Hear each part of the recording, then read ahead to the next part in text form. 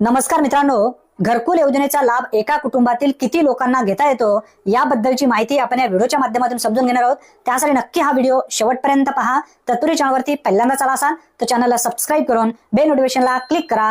चला तर मग व्हिडिओ सुरू करूया। मित्रांनो, सर्वप्रथम आपण कुटुंब समजून घेऊया एक उदाहरणाच्या माध्यमातून।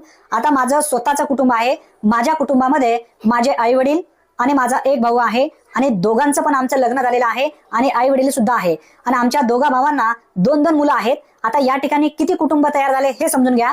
आई वडिलांचा एक कुटुंब, त्यानंतर माझं स्वतःचं एक कुटुंब आणि माझ्या भावाचं एक कुटुंब, म्हणजे एकूण 3 कुटुंब या ठिकाणी तयार झाले।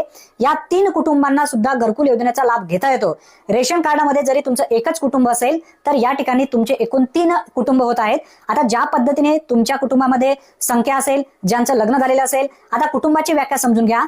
पती पत्नी आणि त्यांचे मुलं हे एक कुटुंब तयार झाला। अशा पद्धतीने एका कुटुंबातील जर तुमच्या कुटुंबामध्ये किंवा रेशन कार्डामध्ये 4 भाऊ असतील तर 4ही भावांच्या वेगवेगळे कुटुंब झाले तर 4 लोकांना सुद्धा घरकुल योजनेचा लाभ घेता येतो। जर तुमच्या पत्नीच्या नावाने घरकुल आलेलं असेल तर तुम्हाला घेता येत नाही, तुमच्या भावांना घेता येतो, परंतु तुम्हाला घेता येत नाही। म्हणजे पती किंवा पत्नी किंवा 18 वर्षाच्या खालील जो मुलगा असेल त्यांना एकट्यालाच घरकुल योजनेचा लाभ घेता येतो।